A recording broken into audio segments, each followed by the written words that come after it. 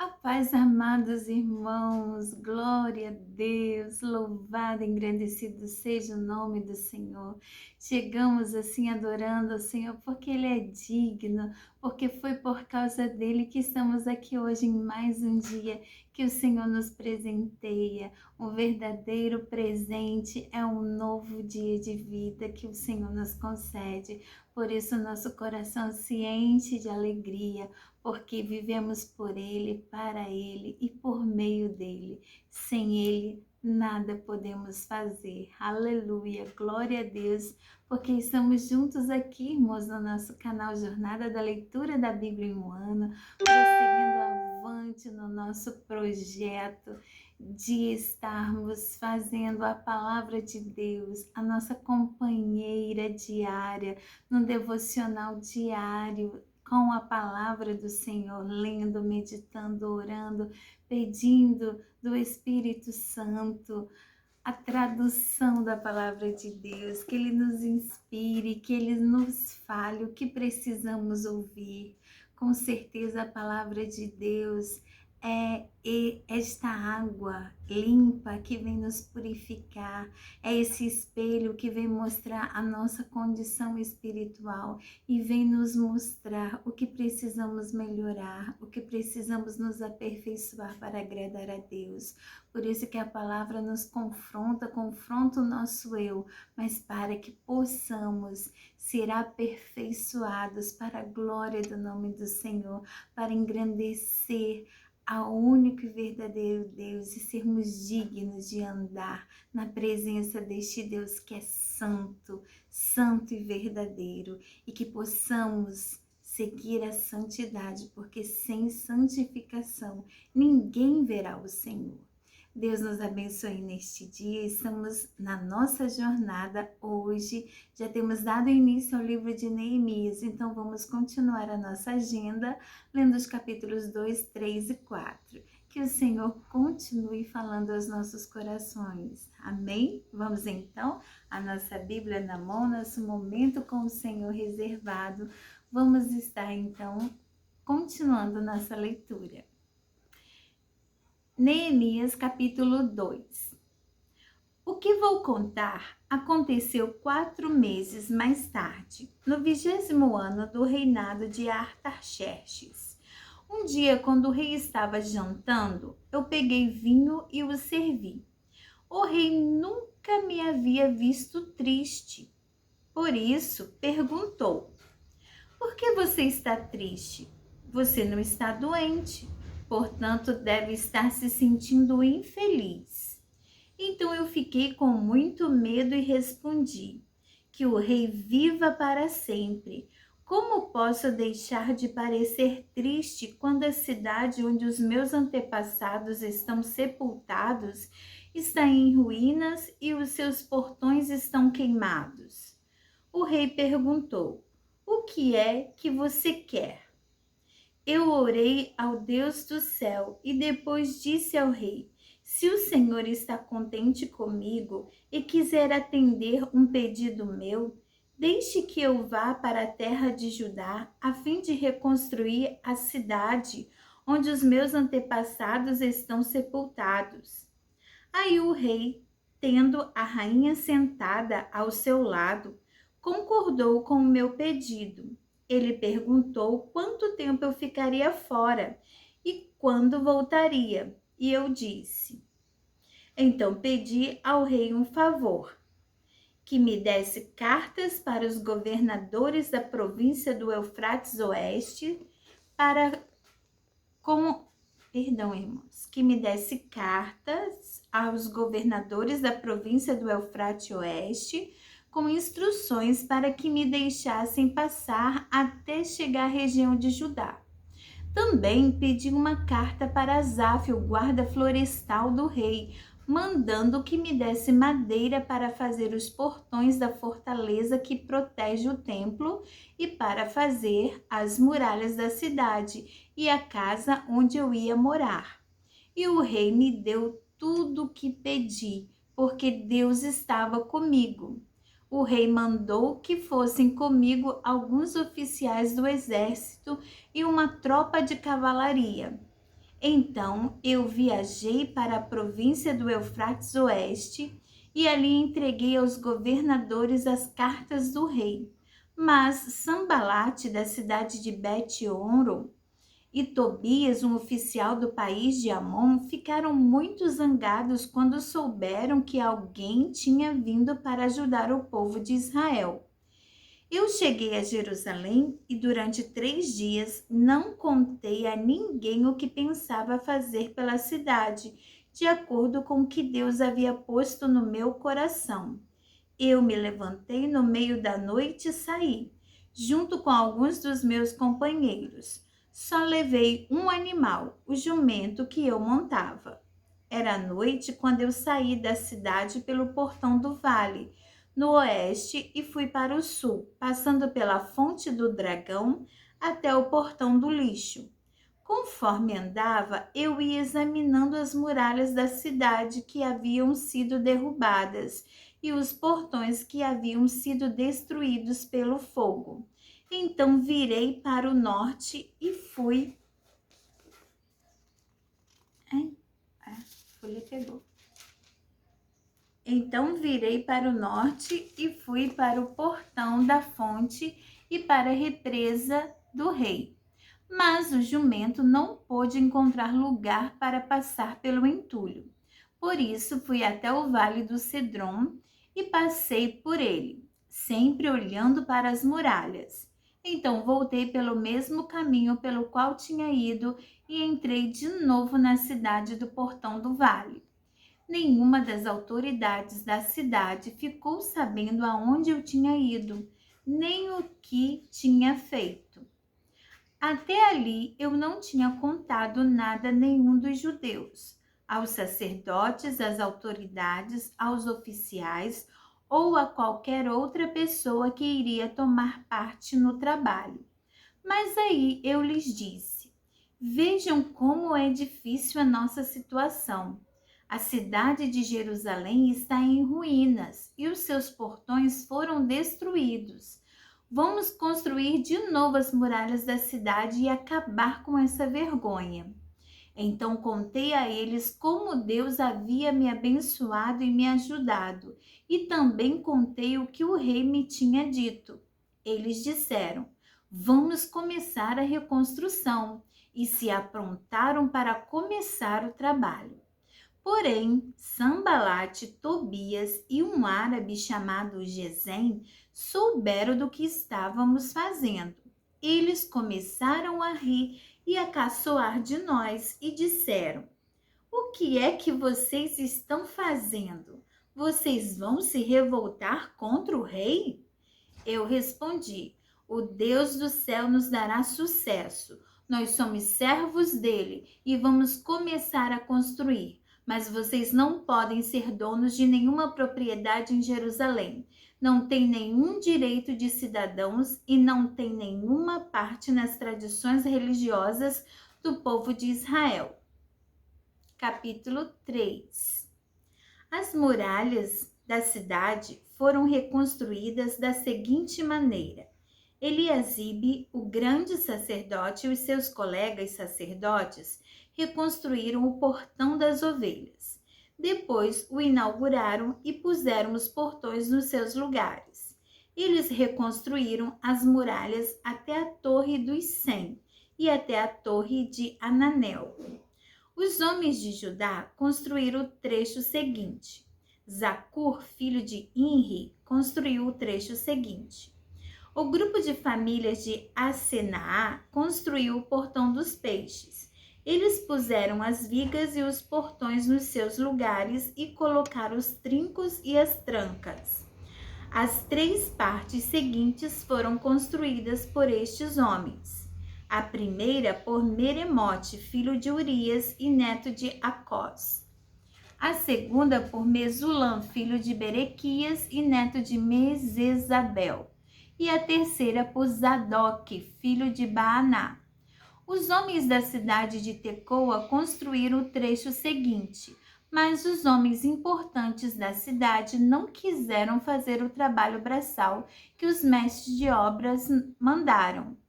Joiada, filho de Paseia, e Mesulam, filho de Bezodias, reconstruíram o portão velho. Eles puseram as vigas e os portões nos seus lugares e colocaram os trincos e as trancas. Melatias de Gibeão, Jadom de Meronote e os homens da cidade de Gibeão e de Mispa construíram o trecho seguinte, chegando até a casa do governador da província do Eufrates Oeste. Uziel, filho de Araías, que era ourives, construiu o trecho seguinte. Ananias, que era perfumista, construiu o trecho seguinte até a muralha larga. Refaías, filho de Ur, governador de metade do distrito de Jerusalém, construiu o trecho seguinte.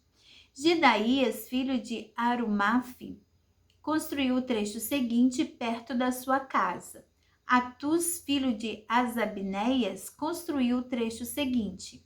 Malquias, filho de Arim, e Assub, filho de Paate-Moabe, construíram o trecho seguinte e a Torre dos Fornos.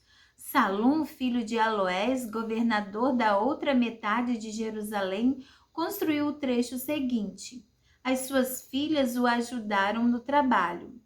Anum e os moradores de Zanoa reconstruíram o portão do vale.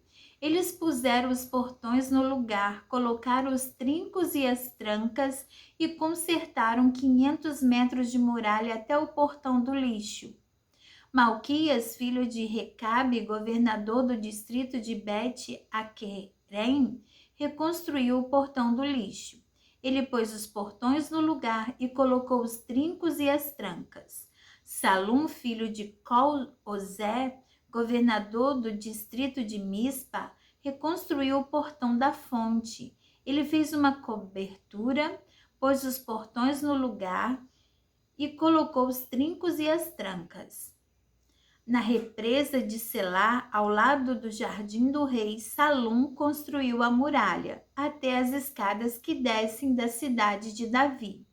Neemias, filho de Asbuque, governador de metade do distrito de Bet-Zur, construiu o trecho seguinte até a sepultura de Davi, até a represa e até as barracas dos soldados. Os levitas também ajudaram a reconstruir as muralhas. Segue a lista deles. Reum, filho de Bani, construiu o trecho seguinte. Asabias, governador de metade do distrito de Keila, construiu o trecho seguinte. Bavai, filho de Enadad, governador de outra metade do distrito de Keila, construiu o trecho seguinte. Ezer, filho de Jesua, governador de Mispa, construiu o trecho seguinte em frente do depósito de armas, até o lugar onde a muralha faz esquina. Baruque, filho de Zabai, construiu o trecho seguinte, desde a esquina da muralha até a porta da casa de Eliasibe, o grande sacerdote. Meremote, filho de Urias e neto de Acós, construiu o trecho seguinte desde a porta da casa de Eliasibe até o fim da casa. Os sacerdotes também ajudaram a reconstruir as muralhas. Segue a lista deles. Os sacerdotes que moravam em redor de Jerusalém construíram o trecho seguinte. Benjamim e Assub construíram o trecho seguinte em frente das suas casas. Azarias, filho de Maazéias e neto de Ananias, construiu o seguinte trecho em frente da sua casa. Binui, filho de Enadad, construiu o trecho seguinte, desde a casa de Azarias até a esquina da muralha. Palau, filho de Uzai, construiu o trecho seguinte, começando da esquina e da torre do palácio de cima, perto do pátio da guarda.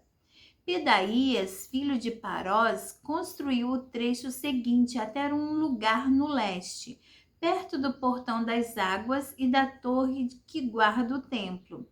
Isso ficava perto daquela parte da cidade chamada Ofel, onde moravam os homens que trabalhavam no templo.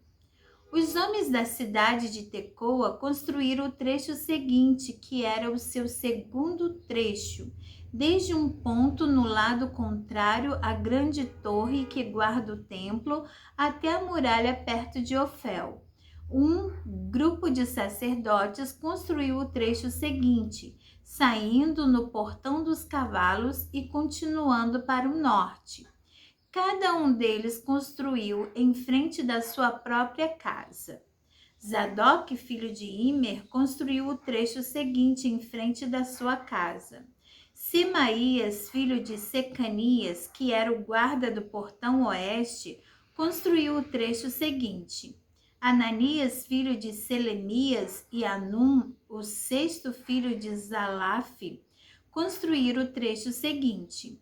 Este foi o segundo trecho que eles construíram. Mesulam, filho de Berequias, construiu o trecho seguinte em frente da sua casa. Um ourives chamado Malquias construiu o trecho seguinte até uma casa usada pelos trabalhadores do templo e pelos comerciantes. Essa casa estava ao lado do portão da guarda, perto da sala que ficava no alto da esquina nordeste da muralha. Os ourives e os comerciantes construíram o último trecho da sala da esquina até o portão das ovelhas. Capítulo 4. Quando Sambalate soube que os judeus estavam reconstruindo as muralhas, ficou furioso e começou a caçoar de nós. Diante dos seus companheiros e do exército dos samaritanos, ele disse: o que é que esses judeus miseráveis estão fazendo? Será que eles pretendem reconstruir a cidade? Será que eles pensam que oferecendo sacrifícios poderão acabar o trabalho em um dia? Será que dos montões de entulho e das pedras que foram queimadas, eles podem tirar pedras para a construção? Tobias, que era do país de Amon, estava com ele e disse: que tipo de muralha eles poderão construir? Até mesmo uma raposa poderia derrubá-la. Ó nosso Deus, escuta como eles caçoam de nós. Faze que a zombaria caia sobre a cabeça deles mesmos, que tudo o que eles têm seja roubado e que eles sejam levados prisioneiros para uma terra estrangeira. Não perdoes o mal que eles fazem e não esqueça os seus pecados, pois insultaram a nós que estamos construindo. Então continuamos a reconstruir as muralhas e logo elas já estavam na metade da altura total, porque o povo estava animado para trabalhar. Sambalate, Tobias e os povos da Arábia, Amon e Asdod ficaram muito zangados quando souberam que nós estávamos continuando o trabalho de reconstrução das muralhas de Jerusalém e que as suas brechas já estavam sendo fechadas. Aí se reuniram e combinaram que viriam juntos atacar Jerusalém e provocar confusão. Mas nós oramos ao nosso Deus e colocamos homens para ficarem de vigia contra eles de dia e de noite. O povo de Judá cantava uma canção assim: os carregadores já estão cansados e ainda há muito entulho para carregar. A construção desta muralha, quando vamos terminar? Os nossos inimigos pensavam que nós não poderíamos vê-los, nem saberíamos o que estava acontecendo até que eles já estivessem quase em cima de nós, nos matando e nos fazendo parar o trabalho. E várias vezes os judeus que moravam entre os nossos inimigos vieram nos avisar dos planos que eles estavam fazendo contra nós. Então eu armei o povo com espadas, lanças e arcos e flechas e os coloquei por grupos de famílias atrás da muralha, em todos os lugares onde ela ainda não estava consertada. Eu vi que o povo estava preocupado e por isso disse a eles e às suas autoridades e aos seus oficiais: Não tenham medo dos nossos inimigos. Lembrem como Deus, o Senhor, é grande e terrível, e lutem pelos seus patrícios, pelos seus filhos, suas esposas e seus lares. Os nossos inimigos ficaram sabendo que nós havíamos descoberto o que eles estavam planejando e compreenderam que Deus havia atrapalhado os seus planos. Então, todos nós voltamos para o nosso trabalho na reconstrução das muralhas.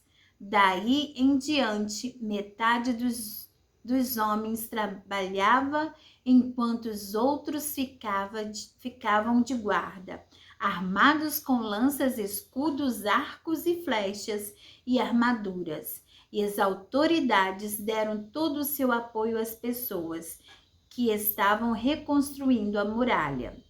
Cada pessoa carregava materiais de construção numa das mãos e na outra carregava uma arma. E todos os que trabalhavam levavam uma espada na cintura. O vigia que devia tocar a corneta para dar o alarme ficava perto de mim. E eu disse ao povo e aos seus oficiais e às suas autoridades: o trabalho é muito espalhado e por isso nós ficamos muito longe um dos outros nas muralhas. Se vocês ouvirem a corneta tocando o alarme, reúnam-se em volta de mim. O nosso Deus lutará por nós. Aleluia! E assim todos os dias, desde o nascer do sol até a hora em que até a hora em que as estrelas apareciam de noite, metade de nós trabalhava nas muralhas, enquanto os outros ficavam de guarda, armados com lanças. Nessa mesma época, eu também disse aos encarregados do trabalho que eles e todos os seus ajudantes precisavam passar a noite em Jerusalém, para que assim nós pudéssemos trabalhar de dia e servir como vigias da cidade à noite. Nem eu, nem os meus companheiros, nem nenhum dos meus empregados ou guarda-costas tirávamos as nossas roupas, nem mesmo para dormir, e todos nós estávamos sempre com as nossas armas nas mãos. Aleluia, glória a Deus. Aqui nós encerramos, irmãos, a nossa agenda de leitura de hoje e nós ficamos maravilhados com essa passagem, como que Deus nos alegra o coração com uma história tão linda como a de Neemias, esse grande líder, este grande homem de Deus que animou todo o povo de Israel a reconstruir as muralhas e encarregou cada grupo de famílias a um trecho da muralha e assim todos puderam estar participando da reconstrução. Ele foi destacado por seu líder, mas a obra foi de todo o povo estava no mesmo propósito, todo o povo estava animado e mesmo levantando a oposição, porque sempre se levanta uma oposição quando você está engajado em algum projeto, quando você está engajado em fazer a vontade do Senhor, quando você está engajado em dedicar a sua vida ao trabalho do Senhor, sempre vai levantar uma oposição, assim como se levantaram aqueles homens, Sambalate, Tobias e os árabes. Eles estavam armando e debochavam e caçoavam, querendo intimidar o povo para que o povo parasse de construir, parasse aquela grande obra, mas Deus, que conhece o som dos corações, também revela as intenções do inimigo e nos ensina que devemos estar alertas e vigilantes. Assim, Neemias reuniu a todos e cada um agora não ia ficar apenas voltado para construir, mas também voltado para se proteger, voltado também para guerrear. Eles tinham que estar vigilantes e vigilantes armados, porque ninguém luta sem arma. Aleluia. Assim, a nossa vida espiritual, irmãos, nós não lutamos sem armas. mas as nossas armas são as armas espirituais, porque nossa luta não é contra carne ou sangue, mas a nossa luta é contra potestades e principados que querem derrubar a muralha da nossa fé, da nossa proteção em Deus, de estarmos guardados no Senhor. Ele quer roubar a nossa alma, a nossa vida, a nossa comunhão com Deus. Por isso precisamos estar armados em oração, armados com essa preciosa espada, porque aqui diz que todos carregavam na cinta uma espada enquanto estavam trabalhando. Então eles trabalhavam, mas eles tinham as suas espadas de guerra, para quando fosse necessário usar. Aleluia, que não estejamos desarmados, irmãos, na nossa vida espiritual. Estejamos armados em oração, em jejum, estejamos principalmente armados com a palavra de Deus. Aleluia, glória a Deus. Porque a palavra de Deus é a nossa fonte de vida, é a nossa proteção, é a nossa arma de guerra. Aleluia. E foi com ela é tão importante, foi com ela que o Senhor venceu o inimigo, lá no deserto. Aleluia, glória a Deus. O Senhor já mostrou o caminho da nossa vitória, ter Ele na nossa vida, porque Ele é a própria palavra viva nos nossos corações. Aleluia. Deus abençoe você. E você que ainda não conhece esse Jesus maravilhoso, essa palavra de Deus, o verbo que se fez carne, a palavra viva, Jesus, deixe Ele morar no seu coração, aceite a Jesus como Salvador e sinta-se assim protegido e armado espiritualmente. Aleluia, para vencer as afrontas do inimigo e prosseguir na caminhada, na jornada rumo à nossa cidade celestial. Aleluia. Deus abençoe você, abençoe as nossas vidas no nome de Jesus. E até amanhã, se assim Deus nos permitir, e que o Espírito Santo de Deus, o nosso Consolador, aquele que está conosco todos os dias, abençoe a sua vida e fale no mais profundo do coração. Amém? A paz do Senhor e até amanhã, se assim Deus nos permitir. Encontro marcadinho aqui. Amém? Fiquem com Deus. Um abraço da irmã Daniela e a paz do Senhor.